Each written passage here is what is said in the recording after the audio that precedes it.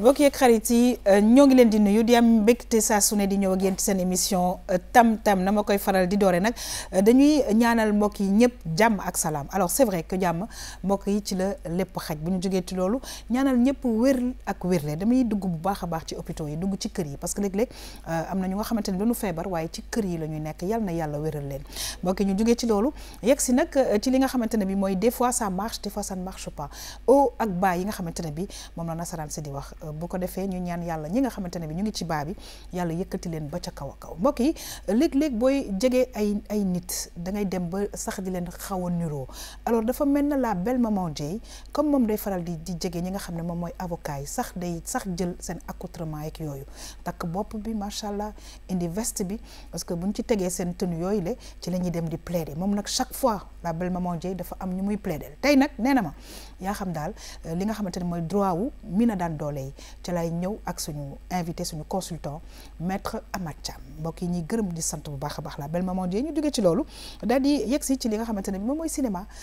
dañu ciy ànd ak suñu xarit Malcolm ñu ngi koy nuyu bu baax a baax waaye tey nag dafa ñuy indilaat li nga xamante ne bi moom mooy Black Panther ana lan la ciy indi mbokk yi dinañu ko xool bu baax a baax dañuy jeexal nag ak suñu xarit Bichiba parce que Bichiba ci wàllu décoration dafa ñuy indil saa su ne mbokk yi lu am solo parce que nag dëggantaan fi nga xamante ne moom mooy toilette yi il faut que ñu koy gën a rafetal dafa am solo donc mu ñëw ak ñun ci décoration toilette tout simplement mbokk yi ñu jeexal ak vue sur la toile maa ngi koy wax sànq suñu xarit suñu consultant ci wàllu yoon di maître Amath Thiam mbokk yi madame Régie dellu si waat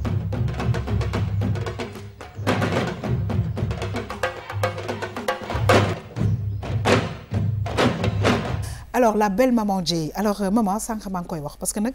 léeg-léeg di nga dugg ci milieu boo xam ne da ngay dem ba mujjee niroog ñoom man xam naa ne ku la soloon robe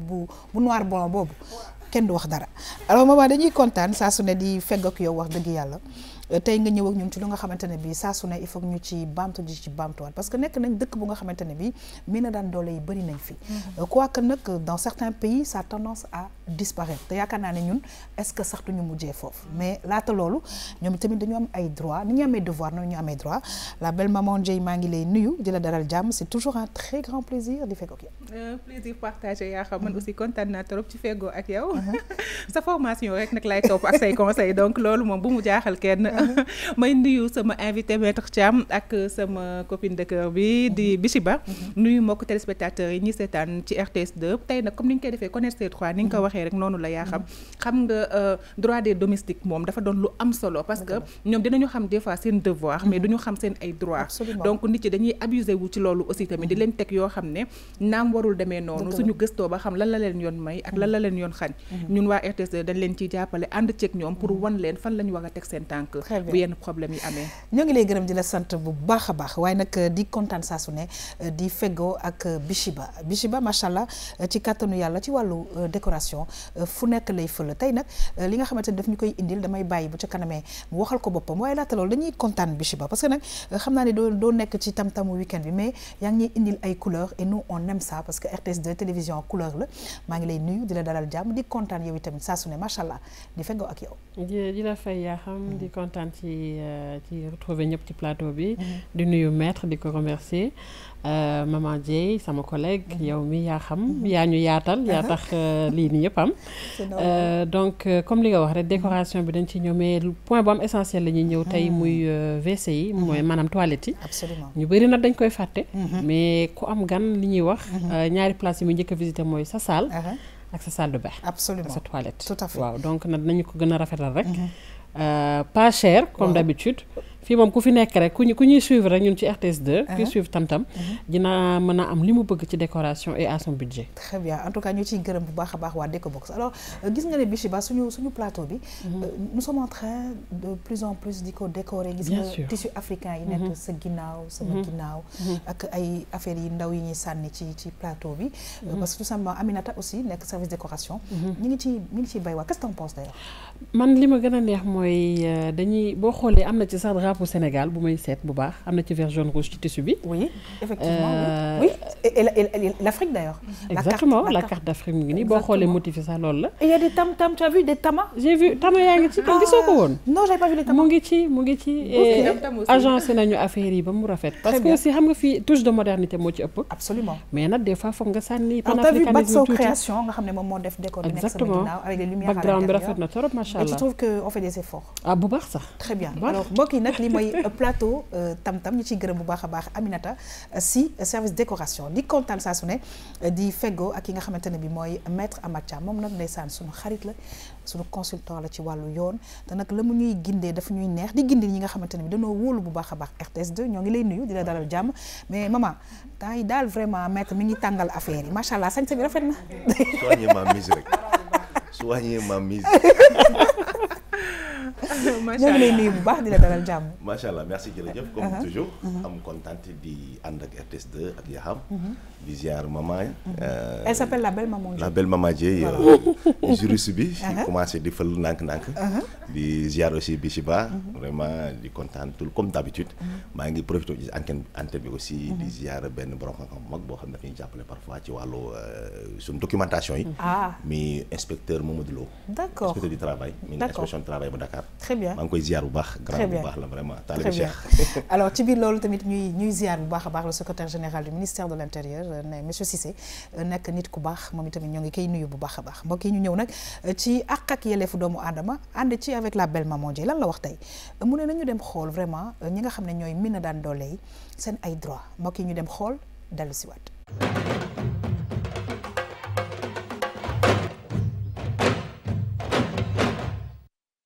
man dama fi ñëwoon tey pour wax leen jafe-jafe bu muy dund ndax damay doon seetaan émission bi tam-tam ma gis ñu doon fi wax ñu am jafe-jafe te biñ fi jógee ñu gis bi ne seen problème yi réglé na man dama doon liggéey ci kër maanaam dama doon bindaana léegi nag sama njaatige bi ki nga xamante ni moo ma jëloon ma koy liggéeyal mu may fay par weer ma am ak moom problème bi nii la demee man am naa ci moom ay weer yu bari dama doon liggéey bu weer deewee mu jox ma sama xaalis ma faj sama soxla yónnee ci dëkk ba fajal sama yaay soxlaa waaye yàlla def na jamono yii ñu génn ma am ak sama jaatige bi problème maanaam sama patron bi ma am ak moom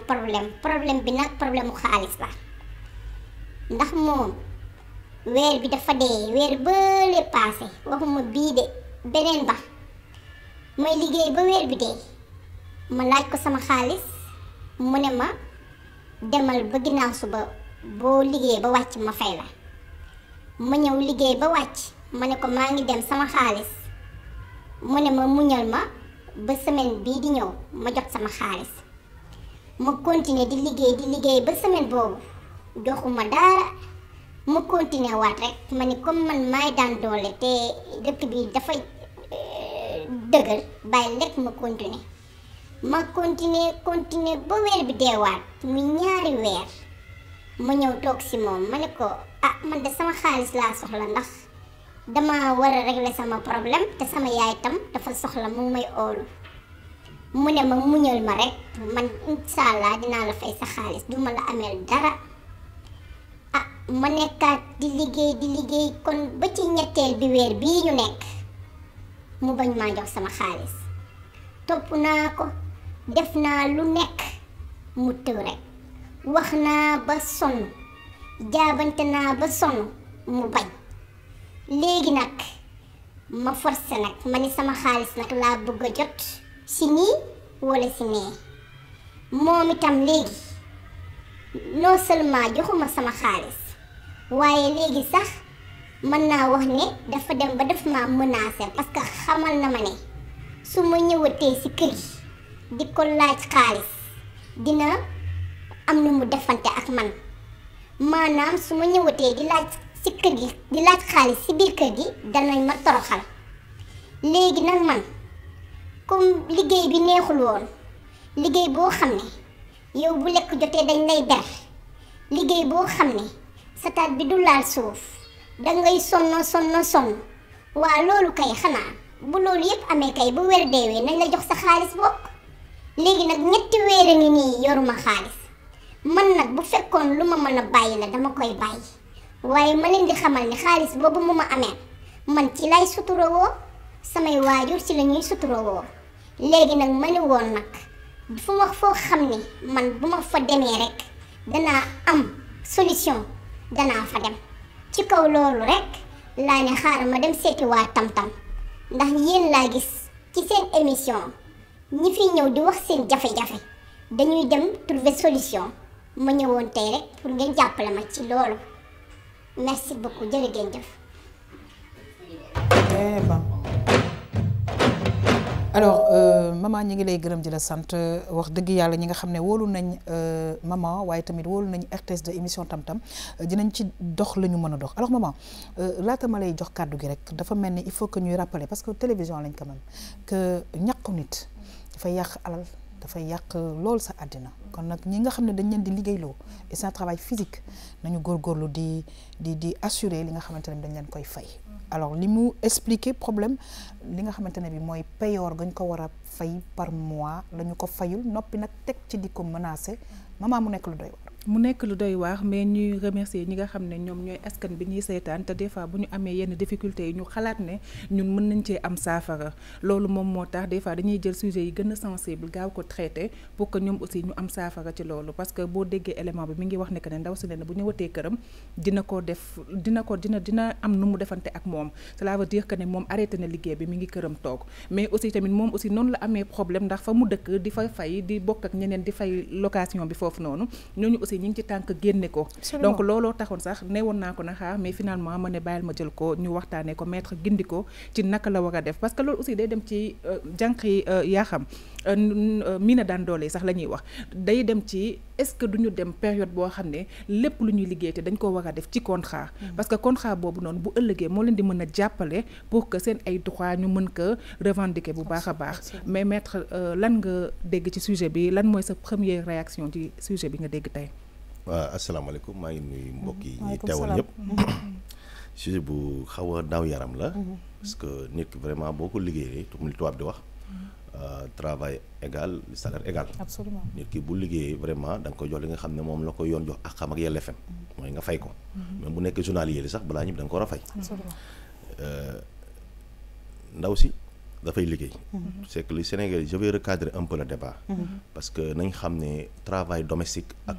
agent de maison noonu la ko yoon tuddee les travail domestique ak gens de maison loi bi ñu wax yaa ce qu'on appelle ñoom loi créé wu leen bokkuñ aussi ci convention collective nationale interprofessionnelle ñoom arrêté moo leen créé arrêté moo créé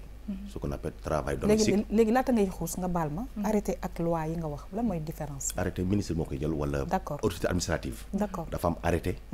dafa am arrêt am arrêté d'accord am décret ok décret président moo koy jël président moom décret parfois aussi premier ministre mën nañ ko jox aussi parfois ci quelques yenn décisions mais yañ jàpp ne rek décret président bu ñu ne décret rek président moo koy jël bu ñu ne arrêt loolu décision bu tribunal randa mais tribunal yi gën a kawe comme ay cour suprême cour d'appel cour de cassation amul sax waaye cour daal bu ñu ne cour ay CREI yi ñoom dañuy seen décision bi nga tudd arrêt bu ñu ne arrêté nag xam nga ne ministre moo ko jël décision ministre jël moo tudd arrêté wala bu gouverneur jël wala bu préfet jël wala bu maire jël très bien loolu la ñu ooyee arrêté leer na voilà léegi bii arrêté ministériel la maanaam ministre chargé du travail et de l'emploi yooyu moom moo jël arrêté créé nu ñu organiser jànq yi liggéey ci kër yi na ma nañ ma baal ci tur bi ñu daal doole am ñu koy ooyee min naan péjorativement mais ma baal ci kàddu gi c'est pour mu gën a leer rek moo tax waaye jànq yi nekk ci kër yi di liggéey ak genre de maison ma nekk jardinier boo jël ma nekk booy bu la doxal sa course nga nekk ci kër gi voilà un gardien ñu ñëpp lañ boole tënk leen ci benn loi boo xam ne loi 974 du 23 janvier 1968 am na tamit beneen loi bu ñëwaat gën ko revaloriser seen statut bi loi boobu créé mais daf ne dañ créé loi bi pour créer ce qu'on appelle nan la ñuy organiser ñooñu seen mbir mais nag code du travail moo leen régir dañoo war am contrat bi dañ ko war a déclarer au niveau de l'inspection du travail dañoo war contrat bi est-ce que c'est obligatoire mais c'est-à-dire contrat de travail nee naa benn journée la contrat de travail entre un travailleur du obligatoirement dañ ko war a écrit seulement c'est une condition d'efficacité la pour ëllëgee preuve rek mais ça veut pas dire que defoo la ma contrat lii wuñu de c'est comme si contrat de location am ñu ba ñu def contrat de location dugg ci kër yi amuñu contrat de location mais dañ leen sànq yaa ngi dëkk ci kër gi weer bu dee nga fay ñu lay jox quittance contrat de location am na dañ leen sànq aussi maa ngi liggéey mooy prestation de service bi su la neexee aussi nga affecté ma su la neexee nga ne ma toogal su la neexee nga ne ma ñëwal su la neexee nga ne ma lii ngay liggéey tey lii doo ko def heure bi ngay wàcc loolu ñu wax pouvoir de subordination juridique maanaam am sañ-sañ ci benn sañ-sañ ci nit ki ba pare weer dee nga am loo koy jox la contrat de travail am na bind bi du ci dara bind bi moom bu la neexee ngeen def ko bu la neexee ngeen may ko waaye nag ñàkk bind bi du avantage u patron bi d'accord toujours désavantage am la ñàkk bind bi ci contrat mi ngi avantage ci kiy liggéey parce que bu ñu nee problème am yoon dafay convertir ne bu nekkoon CDD la yoon da koy convertir ne kon léegi CD day mel ni CDI la jëlee woon voilà moo tax ñàkk bind bi bu la booy liggéey nit bindul la kayit bu ko wax dara liggéey rek yow mais bul jàpp ne waaw liggéey la mais contrat am na parce que yaa ngi xëy si weer dee mi ngi lay fay kon koy contrat am na parce que lu may contrat il faut prestation de service day am prestation de service mooy nit ki di xëy si di liggéey def li nga bëgg weer dee moo fay la moyennant un salaire ba pare mu am lien de subordination juridique maanaam sañ-sañu affecté la wala mun la toogal wala mun la defal wala nga ne wala la bàyyil ñett yooyu bu da yore contrat am na ñàkk bind bi du ci dara ñàkk bind juste pour preuve la rek mais preuve amul yoon juge bi da koy convertir bu nekkoon CDD da koy yóbbu CDI très bien xam nga loolu dafa doon affaire bu doy wax yaa xam parce que tey jii ñu bëri ñuy liggéey ci fenn moo xam jànk la wala leneen lu mu mënti doon dès l'instant où contrat amul rek da ngay foog ne que ne yow ci yow lay répercuté wu yow mi nga xam ne yow yaay nekk travailleur bi te instant bi yow yaa ngi wax ne que ne c'est le contraire ci ki nga xamante ne moom mooy employé bi ci lay dem ci moom lay dem ok léegi moom lan la mën def moom jànk bi déjà moom daf ko interdire këram ne na ko bu mu fa ñëwati ce qui veut dire que ne mënul dem ci moom pour fayee ko borom te moom ne na xaalis bi aussi mënu ko bàyyil te amul sax pour bàyyee ko léegi kon moom naka la mën def li ma koy conseil pratique waaw contrat jànk ak booy bu ne ci kër ak kiy liggéey ci entreprise bu mag baag kiy liggéey ci état bi ñoo yem contrat de travail la dañ ko war a bind xanaa mën ne bon yi dañoo war a am caisse de sécurité dañoo war a inscrire IPRES dañoo inscrire caisse de sécurité sociale dañu ko war a am seen contrat dañu ko war a bind dañoo war a am numéro yi comme ni ko yeneen travail normal amul mais dañoo foog ne parce que bon nga rek amoo droit boobu code du travail préparé mais dañoo am droit comme ni code du travail li ko réglementé droit am nañ ko am nañ droit congé dañoo am droit congé bon léegi nag dans ce cas là léegi cas bi boo gisee ma ne la nan la femme bi def ba am na dem inspection du travail day bind inspecteur du travail lettre demande ne ko dama doon liggéey kër diw bind turam ak santam quartier ba mu dëkk numéro kër gi maanaam adresse ndaw sax bu amee numéro téléphone na ko ci bind dem clamé ko inspection du travail man mun naa ko wax sax si vous permettez à l'antenne bu demee mu laaj ci un inspecteur bu ñuy wax monsieur Mamadou Lo moom moo aay ci bu ñuy patron yi lekk xaalis bon leer na Mamadou Lo su demee naka laajte ñoo ngi koy nuyu voilà monsieur Mamadou Lo c'est un inspecteur vraiment très machallah très ouvert et kuy dimbale liggéeykat yi daal voilà foofu lenn rek laa fa bëgg a xam est-ce que parce que tamit am na ñeneen ñu ñuy seetaan ñu am même problème bi mais bëri na ci ñoom ñoo xamante ni leen nii du ñu jàng donc du ñu mën a bindal seen bopp dara du ñu mën a xam sax bu ñuy bind lan la ñu war a bind est-ce que mën nañu jug rek dem ca commissaire ba ca boppam rek mu guider leen defal leen alors là sànq bi ngay wax waaye li ngay wax sànq maman maa ngi bind AJS parce que tout simplement nekk na ay structures yu nga xamante ne bi et l'association des jeunes avocats ils sont là pour aider soo mënta bind xamoo li ngay def dinañ la bindal dinañ la taxawal dinañ la gindi et ça c'était juste une parenthèse oui Bichiba oui en général même booy porte plainte nit wala dara te mënoo bind mënoo def dara y a toujours une personne qui est là boo xam ne loolu nga koy fay moyennant 200 francs 500 francs 100 francs ça dépend donc il t'écrit da nga koy wax mu bindal la exactement waaw voilà da nga koy wax mu bindal la li nga soxla yëpp bu ne dem ñu bëri ñu bindal la ko ñu bëri mën nañ ko bind voilà bon man moom dama koy bind mais je préfère di ko bind par adresse email avant parce que bon yu bëri ñoom ils sont pas mais koy bind ni ki parce que yooyu du dara ay détails la jaamu si yàlla rek bindal ko envoyé ko par email mu tiré ko rek dem déposé ko boole ko amul lu mu koy boole na ko boole photocopie carte d'identité soo amee carte d'identité ndaw si taxamee su ko amul na dem daal bind adresse ndaw si fii la dëkk koñ bi inspecteur moom après bu ko déposé 48 heures ou 72 heures inspecteur dañ ko owaat ba mu ñëw dañ owaat ndaw si maanaam domestique bi ndaw si ki doon liggéey foofu bu ñu jox ko ñaari convocation benn pour moom benn pour ndaw si mu yóbbu ko kër ndaw si jox ko su nekkee ndaw si nag bu mu dem këram wóoru këru jàmbur la da dem jox ko chef de quartier ba chef de quartier bi xam nañu fii koñ yëpp chef de quartier la koy jox waaw mu dem jox chef de quartier ne ko diw dama doon liggéey këram bon ñu am problème man ak moom inspection du travail ñoo ma jox convocation pour moom délégué quartier bi dana ko yóbbu wala chef de quartier bi su ko délégué quartier bi dana du ko yóbbu nag boo ñëwee ko bañ parce que peut-être mën na am ay affinité ay affaire de ak borom këram maanaam chef de quartier mën na nekk ak ndaw si ñu nekk seq lu rafet mu buus ko yóbbu wala yooyu monsieur quartier yu koy def yaa ngi jox convocation ñu duñ ko yóbbu mais loolu amuñu ci droit aussi non amuñu ci droit dañ ko war a yóbbu alors man li ma ci jàpp ñoo xam quartier bi même police bu joxee convocation ci koñ sax bu nekk police mënu ko yóbbu dala ko joxe jox chef de quartier mais convocation kenn waru ko yóbbul nit nga jël sama convocation di la ko yóbbul yow très bien alors man li ma ci jàpp Bichiba dinañ dellu si ci maman dans quelques instants mooy que yoon xóot na alors am na ñoo xamante ne bi xëy na doon nañ xalaat ne man kat problème bi am naa ko maa ngi dem police mais directement maître Amath Thiam daf ñu ne tribunal du travail lay dem bu fa demee dana fa fekk inspection du travail bu fa demee dana fa fekk nit inspecteur bu nga xamante ne bi dana ko gindi donc loolu tamit je pense que information de taille la parce que am ñoo xam ne dañuy dem directement gendarmerie wala mais inspection du travail comme il a droit du travail affaire police affaire travail droit du affaire police gendarmerie exactement et je souligne même qu'ils sont très disponibles à l'inspection du travail moi j'ai eu à les côtoyer une fois d'accord j'ai eu à avoir benn prestation bu ma defaloon kenn mais ça a mal tourné. D'accord. Pendant des mois, mon m'a daulo. Et donc, j'ai eu à avoir un certain monsieur Condé. D'accord. Et franchement, en un temps record, il a réglé ça. Très bien. Mais je veux dire juste par rapport à Kaby, c'est que, je ne sais pas, c'est le contexte, mais j'en profite juste pour l'air à l'air. Parce que Django est un minute bari, a une pièce d'identité. A une cahier de judo. amuñu dara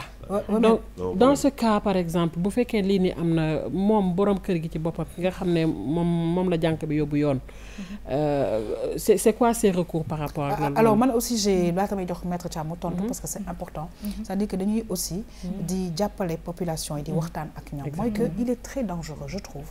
nga am nit ko nga xamante ne bi mi ngi sa biir kër nga bàyyi ko sa kër te doo sax am pièce d'identité il est important de l'avoir tout de suite parce que non seulement t'as ta maison, tu as le matériel, tu as je sais pas, tes enfants, etc. C'est dangereux. Nous sommes ñi nga xam ne dañuy liggéeyal ñu laaj leen seen pièce d'identité. À la limite même nga jël photocopie garder. Yàlla rek ka xam. On ne sait jamais effectivement. Oui Mathiam. Bon ça moom c'est pas normal parce que nit booy liggéey war na la identifier.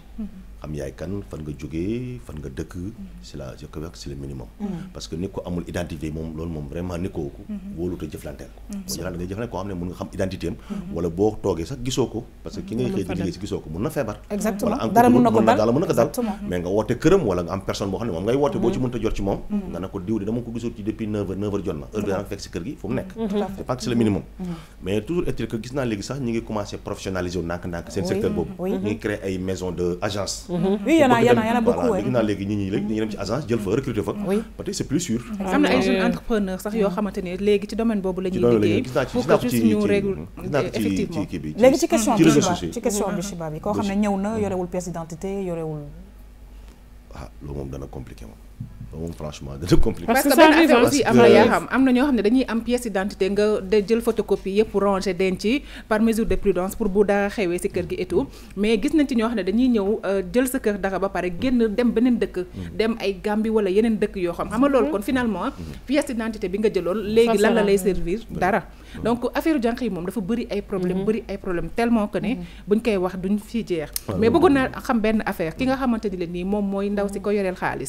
parce que tamit bëri na ñoo xam ne boo leen yorelee bor suñu demee ci yoon dañ lay laajte nan nga ko mën a fayee est-ce que cas bi day bokk parce que tamit liggéeyal nit ki ay weex toog di ko xaar fayu la après nga demaat yoon di ko joxaat pour mu xool naka la ko mën fayee est-ce que boobu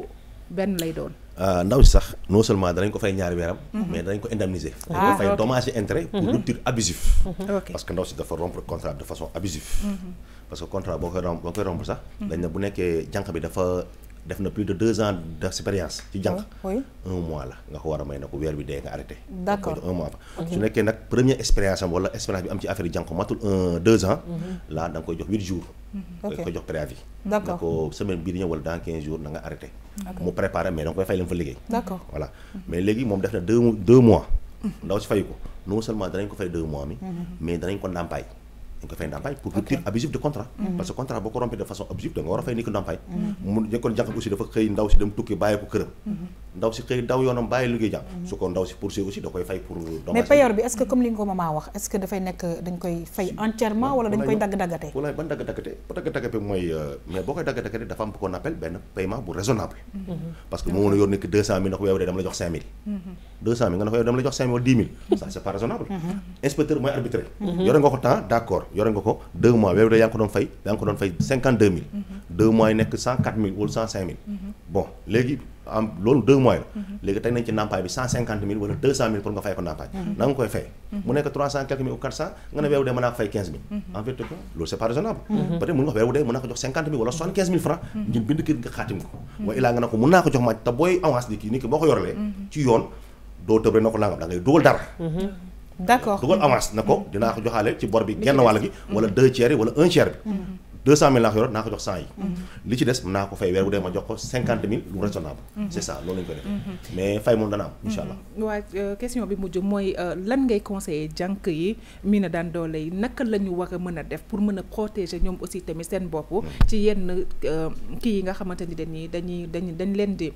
parce que am na ñoo xam ne dañuy ñëw sa kër dafa tilim dafa am ay yére yu tilim genre am na ñuy defee noonu ñu jël jànk pour benn temps bi mu liggéey loolu noonu yëpp ñu tàppaat ko xuloo après dàq ko pour mu defaral leen seen kër juste moo taxoon ñu jël ko fa noonu aussi la amee jànk yoo xamante ni leen nii parce que ñëpp bokkuñu yem mais am na jànk yoo xamante ni leen aussi tamit noonu la ñuy ñëwee sa kër indil la problème yoo xam ne doo ko mën a sax expliquer donc loolu xam naa dinañ ci ñëw mais bii pas moom dañuy ñëw rek juste ci ñoom naka la ñuy def pour mën a protéger seen bopp ci yenn yi. très bien pour protéger aussi ñi nga xam ne ñooy jël jànq yi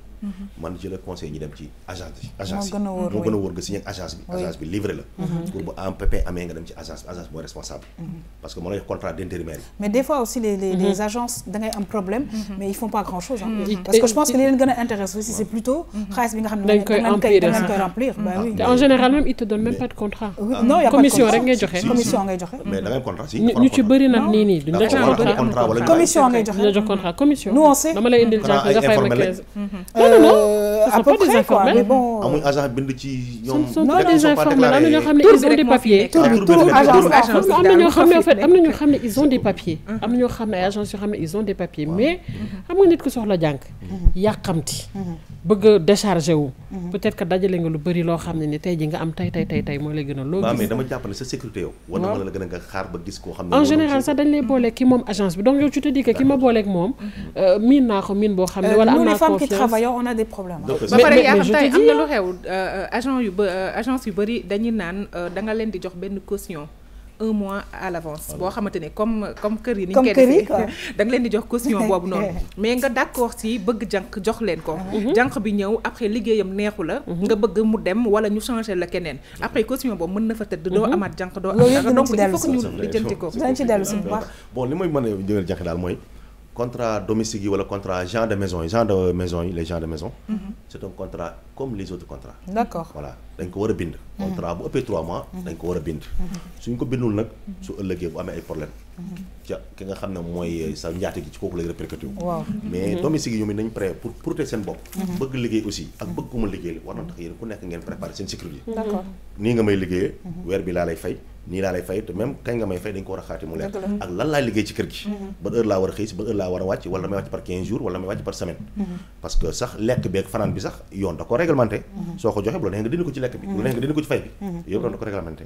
même li mu fay fanaan bu la neexee sax nga dindi ko ci parce que tu n'es pas obligé nga jox ko hébergement tu n'es pas obligé nga jox ko mu lekk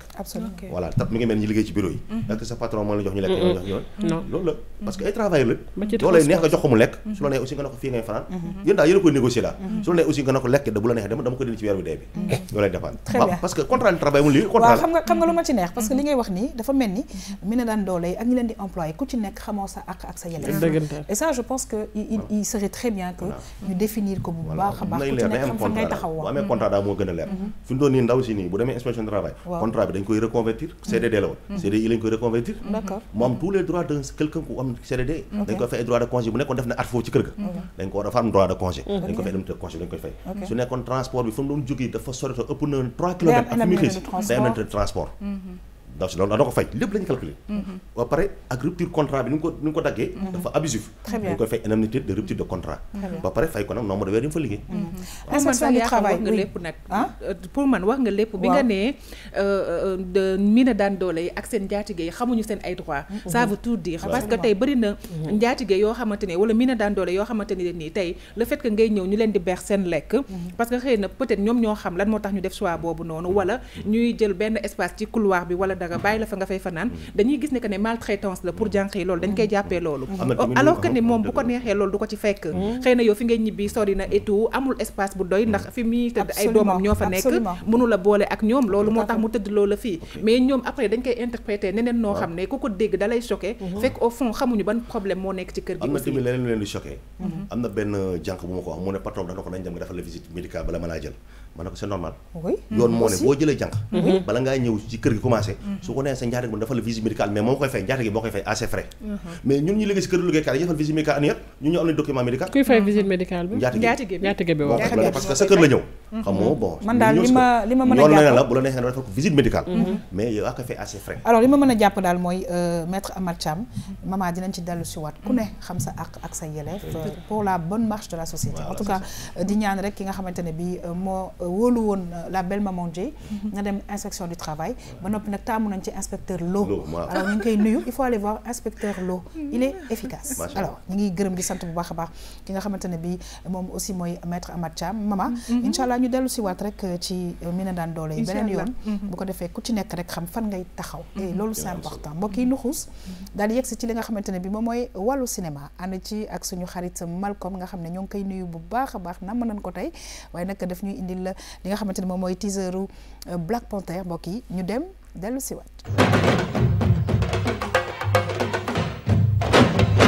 alors damay dem directement ci Bishiba parce que gis ngeen teaseru Black Panther en tout cas ñu ci gën a kontaan parce que suñu grand artiste le grand Baaba Maal moom moo ci def fooyam mais tamit ñu ci dégg tama yi nga xamante ne bi c'est bien de chez nous je parle de l'Afrique alors Bishiba nga gis ne que les effets spéciaux nga gis ne que le décor de Black Panther c'est énorme je veux dire le travail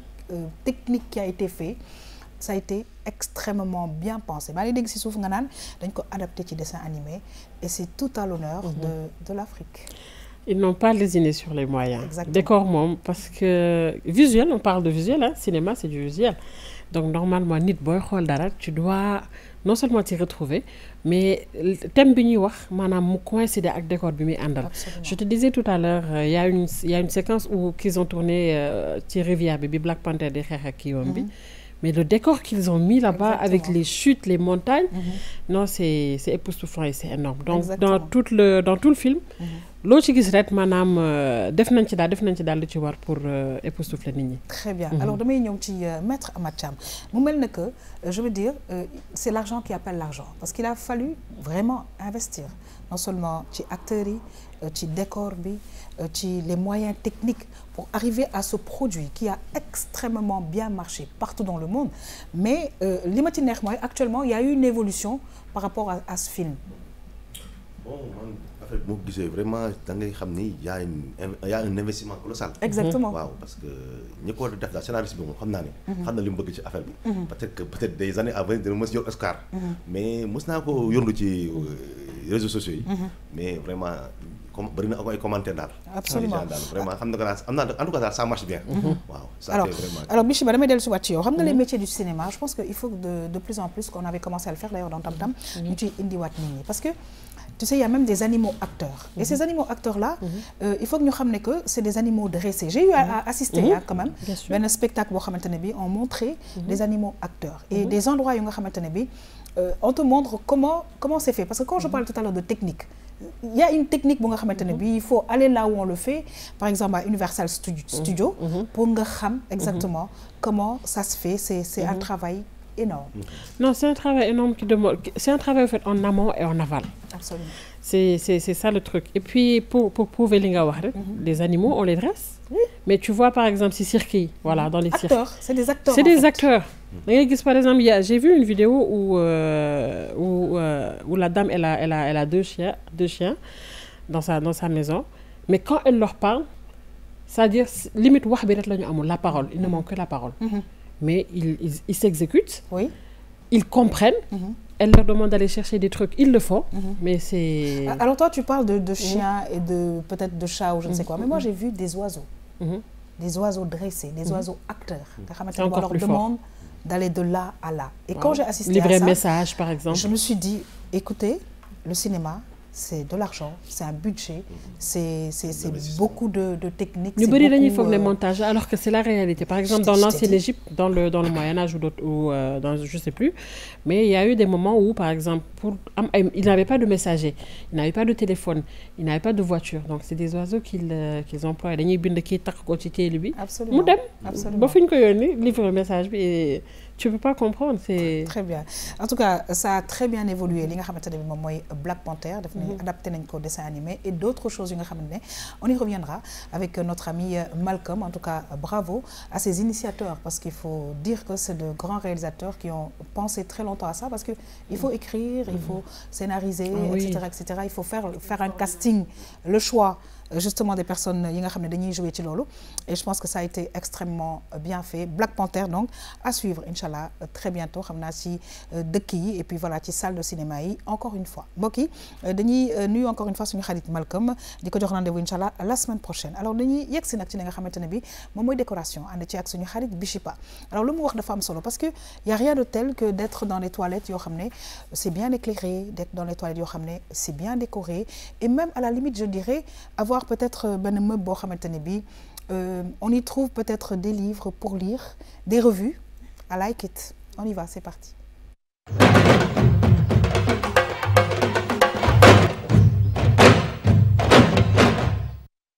Misusi misusani mijabi mijabani sadanyago nyago Allah Susi Susani hijabi jabani Susi Susani jamano khande one satinene jamano khande one musi hiyajiti la la la la la la la la wil jomirajo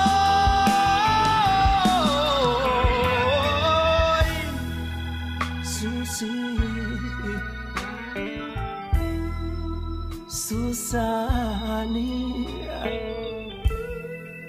Susi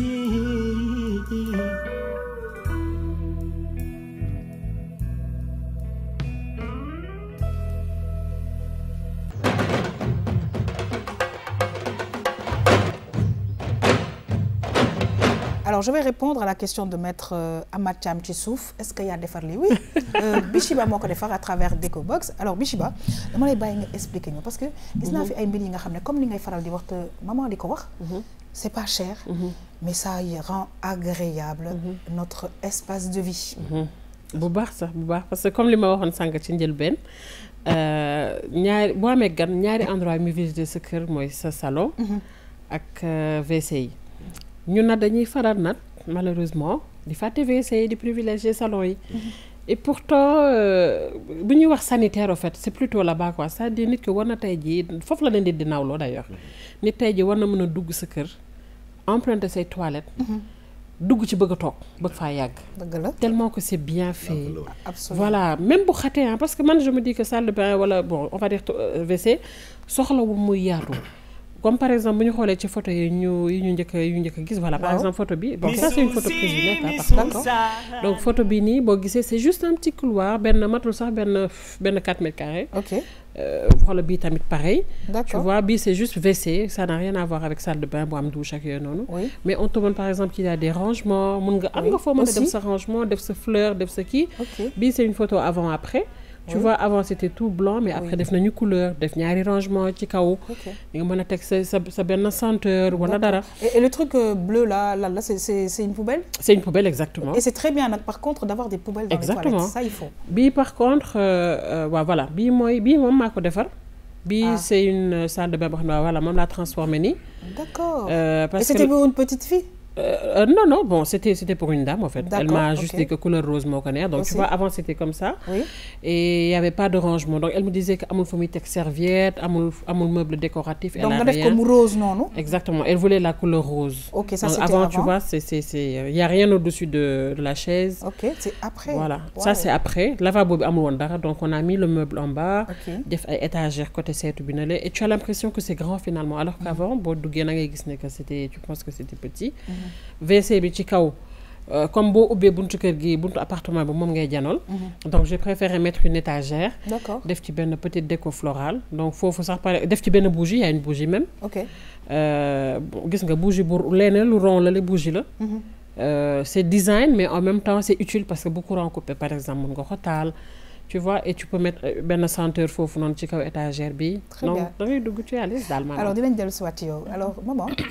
gis nga ni nga xamantene bi dañuy rendre notre vie agréable en fait dafay jouer ci suñu humeur complètement parce que nga dugg ci toilette boo xamantene bi y a pas trop de lumière y a pas de couleur y a rien du tout. Je pense que am na effet bu muy def et on est en train de trouver des solutions et des choses pas chères du tout.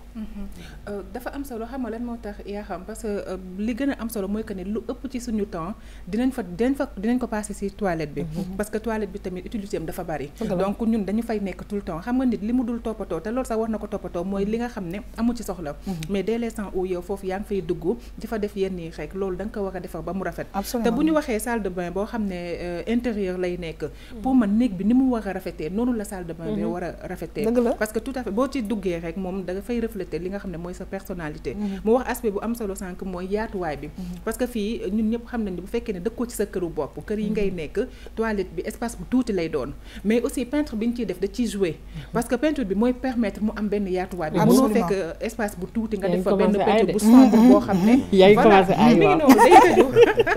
donc le fait que ndaw si tànn lu rose mu gën a gée loolu noonu yëpp day tax nga am impression que ne dafa yaatu mais aussi tamit mu rafet ci say bët mu neex ci say bët aussi muy xeeñ neex parce que toilette tamit mooy loolu. Alors maître Thiam damay kontaan parce que à chaque fois su ma ko waxee dinañ ne ah non c'est parce que c'est une émission là non parce que dafa nekk émission boo xamante ne man damay jàng tous les jours ci fànn bu nekk et je pense que ci wàllu décoration ñi ngi won ne que mën nga def sa kër mu rafet mu yànj te du cher te am na yu nga xamante ne bi xëy na boo laajtee conseil sax dinañ la ko won ba décoration bi di yegg ba ci li nga xamante ne bi mooy toilette yi avant peut-être que ça se faisait pas mais je pense que de plus en plus yaa ngi gis ne que ñu ngi yànjal toilette yi.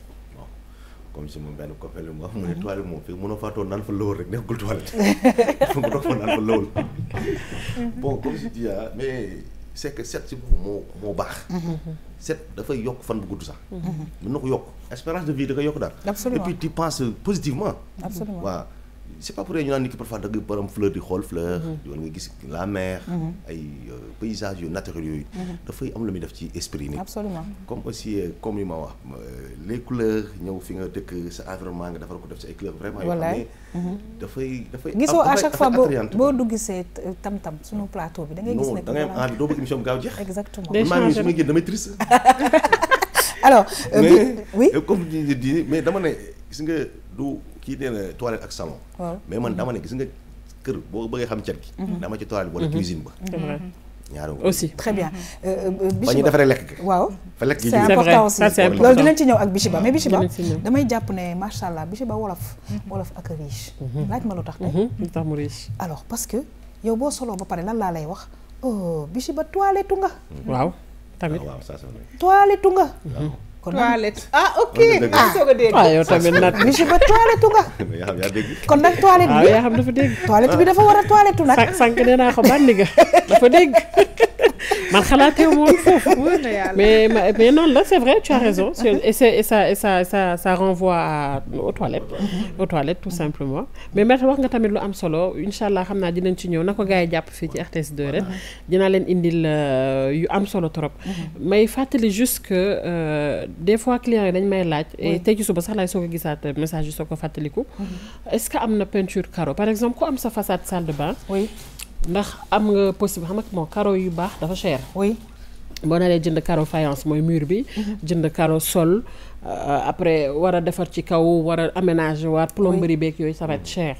donc ñu bëri dañuy laajte ndax peinture carreau am na effectivement am na d'accord. Sénégal peut-être bon je sais pas ndax ñu ngi ko fiy jaay man bëgg naa ko en tout cas mais je sais pas ndax ñu ngi ko fiy jaay. d'accord dinaa ci gën a gëstu pour indi ci ay leeral. mais am na technique bu ñu koy defee et c'est très simple bu ñu xoolee ci YouTube bi rek sax dinañ ko gis. wala sinon une prochaine fois ma gëstu ci indi fii nii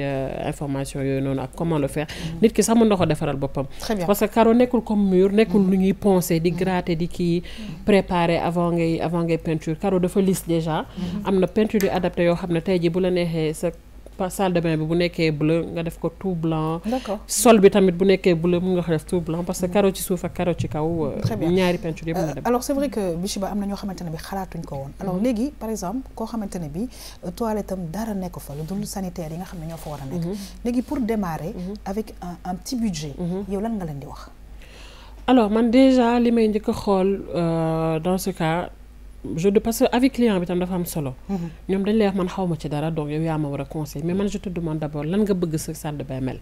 parce que ku ci nekk aussi moo xam boo demee tey bay woo benn expert. am nga tey loo bëgg. même bu la ko mënulee expliquer dina la wax exactement par exemple bëgg naa de man mu am impression que dafa gën a yaatu. mais ku dégg par exemple émission tam-tam bi ni ngay waxee nii. mu bëgg déjà commencer léegi laata muy woo ay experts. ne dinaa changer. sama toilette. lan nga leen di wax lan par exemple comme nii boo gisee xam nga lavabo rek la amoon ak seetu ak chaise anglaise. Wow. Alors, le mobilier, l'installation, tout y compris, on était autour de 250. D'accord. 250 parce que tout ça, bon, dina am ñu ne cher na dina am ñu ne cherul mais. ñi ko amul bëgg léegi man daal Bichiba li mu wax nii. xaaral ma ne ma daaj benn affaire lan nga leen di conseil benn étagère benn lampe fii wala benn bougie. waaw mais comme li ma wax léegi c'est-à-dire bu fekkee par exemple amuloo budget bi. dañuy delluwaat rek ci suñu recyclage ba ñu daan def rek. très bien xam nga sa kër tey jii am na loo xam ne soxla woo ko fa mu leer wala benn chute bant boo xam ne mu leer ne soxla woo ko.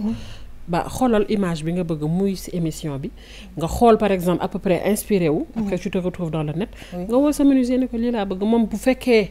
aay na dina xam exactement nan la koy mais nag par contre y a une chose que les gens oublient tey ji bu ñu demee tey ba am ñoo xam ne dañuy def appel à nos services du ñëpp mën a tëb rek def dëgg la parce que tey ji mun nga ne bon gis naa meuble bi naa woo sama menuisier dafa cher xaaral ma dem defari ko mais yow xamuloo meuble bi ndax dina supporter ndox xamuloo ban peinture nga ciy def pour mu mën a lisse. en fait liggéey la. man sax foofu laa bëggoon ñëw tuuti maanaam. carreau yi nekk ci sol bi. en fait da ngay gis toilette yu bëri yoo xam ne carreau bi nekk ci sol bi du moom moo fa war a nekk. exactement donc bu amee ndox rek da ngay tarxis day am ay dafa war a am carreau antidérapant c'est vrai tu as raison. yooyu moom il faut ñu koy bàyyi xel parce que toilette aussi ak cuisine ñoo yem dañuy tooy donc il faut que ñuy bàyyi xel surtout nag ñi nga xam ne ñoom moom seen kër yi bu ñuy tabax ñuy bàyyi xel ci carreau bu war a nekk ci sol ak bu ci warul te bañ di wax rek ne kër gi dama ko tabax pour louer ko effectivement ba pare ñu bëri dañuy ñëw par exemple gis carreau bi rafet na rek ñu ne bon léegi tamit bu fekkee na nga tombé benn jaaykat boo xam ne il est un peu malhonnête aussi du la wax ne lii de bu ko jël wala lii daf lay bàyyi nga jël li ngay jël jaay la ko prix am jàpp ñaamburam mais dafa war a am carreau buy dem ci suuf ak carreau boo xam ne faïence mooy mur yi c'est important. Très bien alors mbokk yi bu ca kanamee dana remercier li nga xam ne moom mooy Decobox parce que nag liggéey tamit dafay fekk nga xam ko mën koo def parce que li mu wax c'est important parce que toilette aussi du matériaux yu ne ñoom ñoo fay dem voilà dinañ ko xool bu baax a baax suñu xarit Bichiba waaye mbokk yi ñu jeexal émission bi ak Vue sur la toile.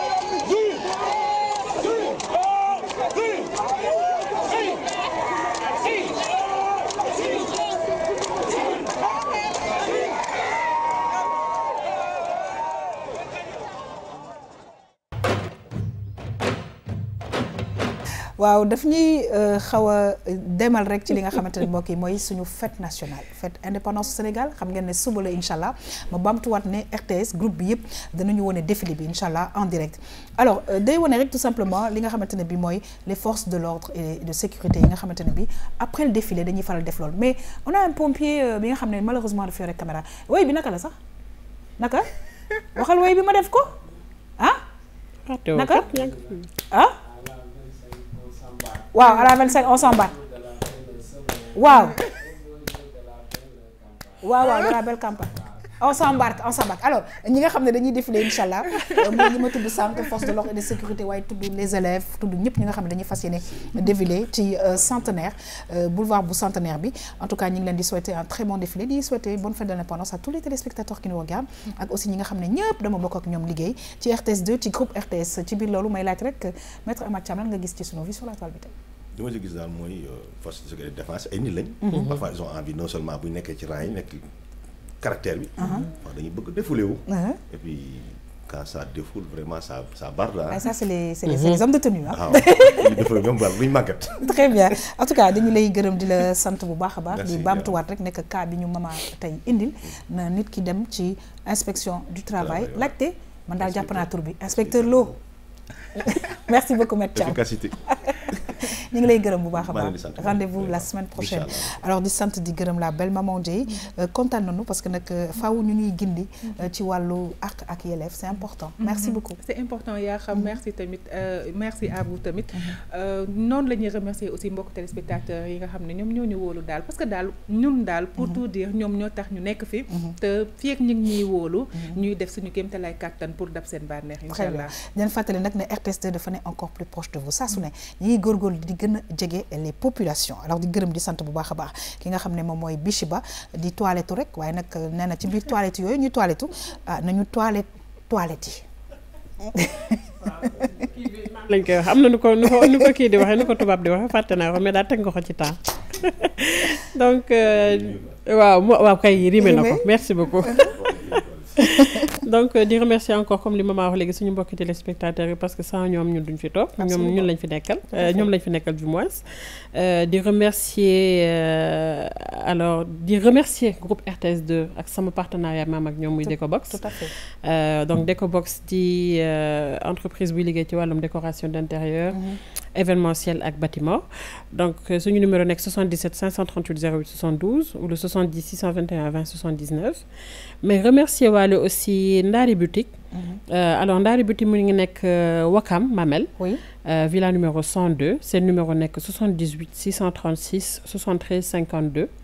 alors ñoom c'est un complexe dañuy jaay yére ñoom a génnee fii tey c'est joli j'aime voilà beaucoup. defaral ma sama bopp bi ba mu rafet très accueillant machallah et maa ngi leen di remercier bu baax merci beaucoup yow tam ñoo ngi lay gërëm di la sant waaye nag di gërëm vraiment suñu équipe technique yi nga xamante ne bi très certainement dañ leen di déployer non seulement à Dakar pour le défilé mais bu ñu fàtte nag aussi que défilé yi dafay am un peu partout dans les régions du Sénégal parce que feetu indépendance Sénégal la ñu wax mbokk yi di sant di gërëm ñëpp bu baax a baax encore bonne fête di leen jox rendez-vous très prochainement sur la RTS2 bonne suite des programmes au revoir